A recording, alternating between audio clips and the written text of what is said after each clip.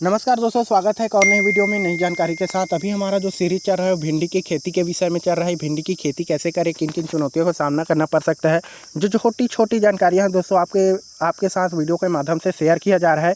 हमने आपको पहले की वीडियो में ये बता दिया है कि भिंडी का एक पौधा कितना फल देता है, कितना दोस्तों फल देने की उम्मीद रह जाती है, मतलब ज़्यादातर कितना फल देगा और अभी फ़िलहाल में कितना फल दे रहा है। तो इन चीज़ों के विषय में आपको पहले जानकारी दे दिया है। साथ में यदि आप जनवरी और दिसंबर के माह में भिंडी की खेती करते हैं तो कितना फसल उत्पादन ले सकते हैं। और अभी ये जो खेती आप देख रहे हैं ये दोस्तों दिसंबर जनवरी के माह में लगाया हुआ पौधा है और ये लगभग 1 एकड़ में हमारा खेत है। तो इन्हीं के अनुभव के आधार पर आपके साथ जो मई के महीने में की जाने वाली भिंडी की खेती है उसके विषय पर आपके साथ जानकारी शेयर किया जाएगा। तो वीडियो को अंत तक जरूर देखिएगा और वीडियो अच्छा लगे तो लाइक ज़रूर करिएगा। तो दोस्तों बात करें मई की भिंडी की खेती के बारे में, तो ये जो मई का महीना होता है दोस्तों वो भिंडी के लिए जो इनका तापमान होता है वो परफेक्ट होता है। ये उच्चतम और न्यूनतम जो तापमान है वो दोस्तों मई के महीने में भिंडी की खेती के लिए उपयुक्त होता है। आप इस महीने में भिंडी की खेती करते हैं, आपको ज़्यादा पौधों में या बीजों में किसी भी प्रकार का ज़्यादा देख रेख करने की ज़रूरत नहीं पड़ती है। और बात करें इनमें दोस्तों लगने वाली बीमारियों की, तो आपको मई महीने में जो भिंडियाँ हैं उनमें ज़्यादा बीमारी नहीं लगेगी अपेक्षा आप यदि ठंडी के दिनों में जनवरी दिसंबर में भिंडी की खेती करते हैं। आपका फसल उत्पादन भी बहुत ज़्यादा होगा। और रही बात आप मई के महीने में भिंडी करते हैं दोस्तों, तो जो आपका फसल है वो भी ज़्यादा होगा। चूँकि आप यदि मई के महीने में भिंडी की खेती कर रहे हैं तो आपको जो बीज उपचार है दोस्तों, या हम कह सकते हैं बीज का अंकुरित होने की संख्या वो बहुत ज़्यादा होती है। लगभग 98-95 ऐसे % जो बीज हैं वो दोस्तों जर्मिनेट हो जाते हैं। और आप यदि जनवरी और दिसंबर महीने वाली भिंडी की खेती करते हैं तो उनमें दोस्तों जो भिंडी का जर्मिनेशन है वो बहुत ही कम होता है। लगभग 60 से 70% ही बीजों का जर्मिनेट होता है। और जर्मिनेट यदि बीज हो भी जाता है तो उनमें अनेक प्रकार की जो बीमारियां हैं उनसे दोस्तों पौधे नष्ट हो जाते हैं। तो आप यदि मई के महीने में भिंडी की खेती करने चाहते हैं तो आपको ज़्यादातर कम बीमारियां देखने को मिलेगी। साथ में जो पौधे हैं वो बहुत अच्छे तरीके से जर्मिनेट होगा। अब बात करेंगे दोस्तों भिंडी की खेती कैसे करें, तो आपको लगभग अभी गर्मी के मौसम में मई के महीने में आपको लगभग जो ट्रैक्टर है उनसे अपनी ज़मीन को जहां पर आप भिंडी लगाना चाहते हैं, आपको विशेष रूप से ये ध्यान देना होगा कि आप यदि इस महीने में भिंडी लगा रहे हैं मई के महीने में, तो ऐसी जगह का चुनाव करें जहाँ बरसात के मौसम में पानी का जमाव ना हो, पानी बहुत ही आसानी तरीके से वहाँ से निकल जाए। क्योंकि यदि आप पानी के साथ ऐसे जगह पर जहाँ पानी रुकता है उसी ऐसे जगह पर लगाते हैं तो भिंडी बहुत ज़्यादा उनको दोस्तों नुकसान कर देगा। जो पानी है भिंडी को बहुत ज़्यादा नुकसान कर देगा। तो आपको इसी बात का एक विशेष ध्यान रखना है। और बात करें तो आपको लगभग अपने खेत को गहरी जोताई 2 बार ट्रैक्टर से गहरी जोताई करवा लेनी है।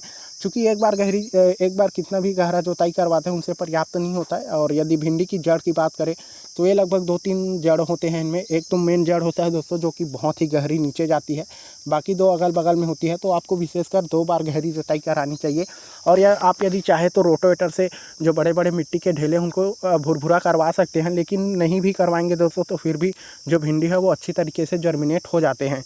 तो अब बात करेंगे इसमें जो पहली सिंचाई करने की, तो आप लगभग 15 से 20 दिन बाद दोस्तों इनमें पहली सिंचाई करेंगे। और सिंचाई करने के बाद फिर इसमें 1 से 2 हफ्ते बाद इसमें फिर दूसरी सिंचाई करेंगे। और साथ ही दोस्तों इनमें अब दूसरी सिंचाई करने के बाद आपको इसमें निंदाई गोड़ाई करने की बहुत ज़्यादा ज़रूरत होती है। क्योंकि जब दूसरी सिंचाई होगी भिंडी में तो अनेक खरपतवार ऐसे अनावश्यक जो पौधे हैं दोस्तों भिंडी के साथ उपज जाएंगे और भिंडी को बहुत ज़्यादा नुकसान पहुँचाएंगे। और उनकी जो जड़ें के आसपास जो खरपतवार होते हैं दोस्तों वो जो पूरा पौधे का न्यूट्रिशन होता है, जो उनके खनिज तत्व होते हैं उनको खरपतवार ले लेता है, जिसके कारण आपको पौधे की निंदाई गुड़ाई करना बहुत ज़्यादा ज़रूरी होता है।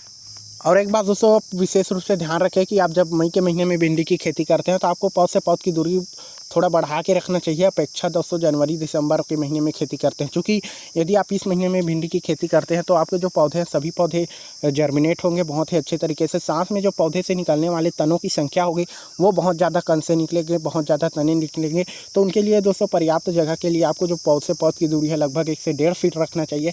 और अभी तो हम लोग फ़िलहाल में उसको दोस्तों कुछ इसी साइज में जो दूरी है उसी में भिंडी लगा रहे हैं। और कतार से कतार की भी दूरी दोस्तों लगभग 1 से 2 फुट रखनी चाहिए गर्मी के दिनों में मई के महीने में यदि आप खेती करते हैं तो अब लगभग दोस्तों यदि आप दूसरी पानी की सिंचाई कर दिए, निंदाई गोड़ाई कर दिए, तो लगभग आप जैसे ही तीसरी पानी की सिंचाई करते हैं उनमें फल आने शुरू हो जाते हैं।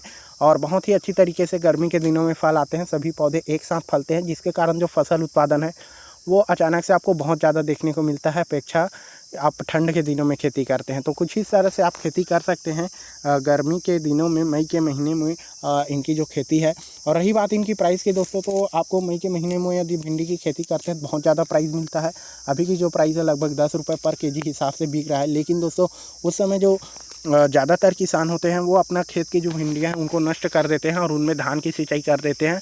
क्योंकि जो पानी की बहुलता हो जाती है उस सीज़न, यदि हम बरसात की मौसम की बात करें तो जो पानी की बहुलता होने के कारण सभी किसान लोग अपनी भिंडियों को नष्ट कर देते हैं।